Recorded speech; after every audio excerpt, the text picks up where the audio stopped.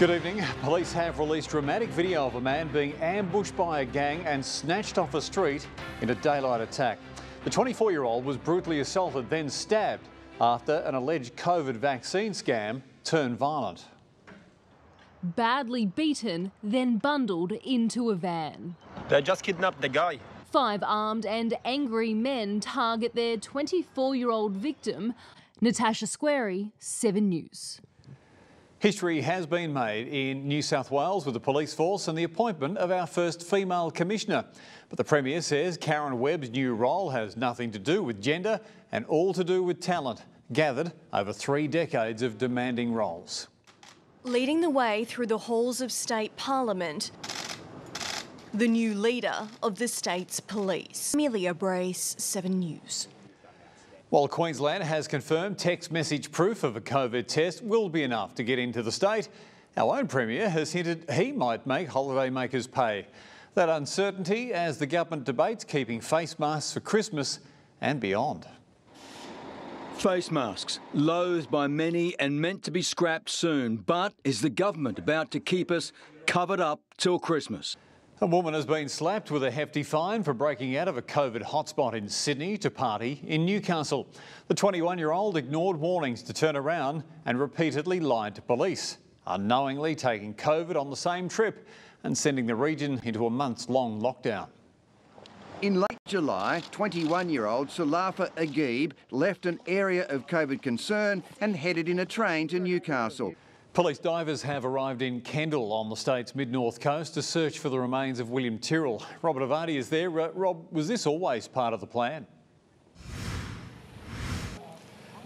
Well, Daniel, yes, it was always part of their plan. Divers arrived this morning and their main objective is a reservoir just adjacent to where I'm standing on Batar Creek Road. They did make a pit stop, however. 48 Benaroon Drive, an now infamous address, roughly a kilometre north of where I'm standing. A water tank at the home of William's foster grandmother was searched with specialised equipment for more than an hour. They used a pole and a camera with a direct feed to a laptop, a virtual search, I guess you could call it.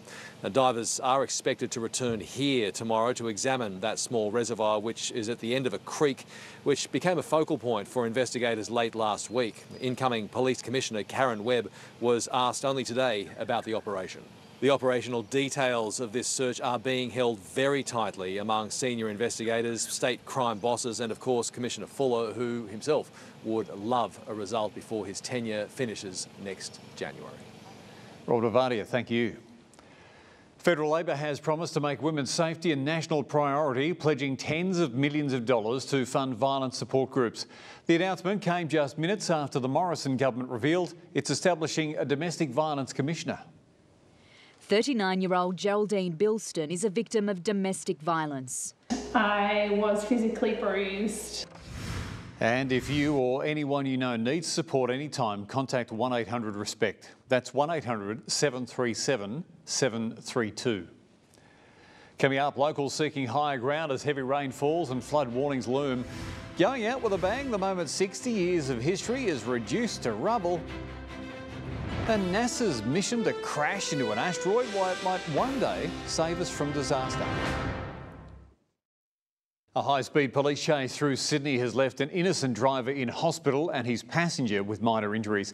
The chase was called off just moments before the suspect's vehicle crashed head-on from where children were playing. Oh my God! Were playing. Oh my God, wrong way! Maybe trying to run away, a criminal. Yeah, it's not yet clear why the 20-year-old suspect was trying to flee police. Gone in 20 seconds. That's how long it took for 2 chimneys and a boiler house to come crashing down at an old power station near Lithgow today. The demolition has changed the skyline of the town, now destined for a green future. Towering landmarks since the 1950s until today.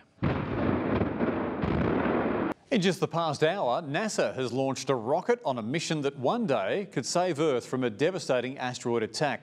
It's a practice run aimed at a chunk of space rock to see if a direct hit can change its course. 3, 2, 1. Liftoff of the Falcon 9 and DART. Is that amazing? Next in sport, what rift? A star batsman hits back at claims of tension between players and Cricket Australia. And is Kalen Ponga eyeing a move to the Dolphins? We'll hear from him next.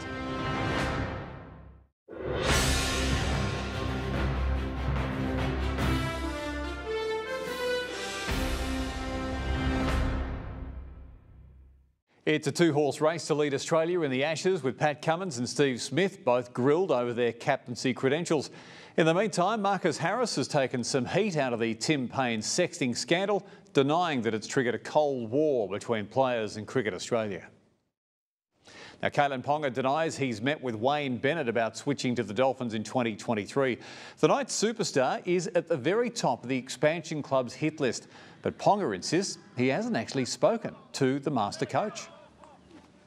No, I haven't. No thought or discussion there from me. My energy's here, my focus is here, my attention's here. Now, it is a two-horse race to lead Australia in the Ashes, with Pat Cummins and Steve Smith both grilled over their captaincy credentials. As we said, Marcus Harris has taken some heat, though, out of the Tim Paine sexting scandal, denying it has triggered a Cold War between players and Cricket Australia. A quick look at the newspaper said it all for locals, then warm-up for Tasmania's second 11.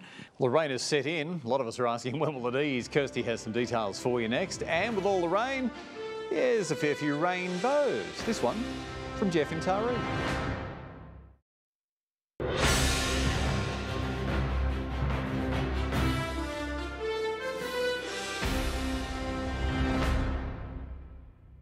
Good evening. We are seeing increasingly unstable conditions for much of New South Wales, with a low pressure trough moving into the state. This trough is combining with tropical moisture, generating showers, some heavy rain at times and some storms, but the system will begin to move offshore into the weekend. It will still direct some wet weather towards parts of our east coast. Now, the heaviest showers are expected through tomorrow and Friday right across the state. Some regions could see upwards of 100 millimetres, with storms likely to bring some localised heavy rainfall. And tonight, severe weather warnings are in place for heavy rain for the lower Western District. A severe thunderstorm warning, as we can see here, is in place for heavy rain for parts of the southern and central tablelands, as well as in the far west.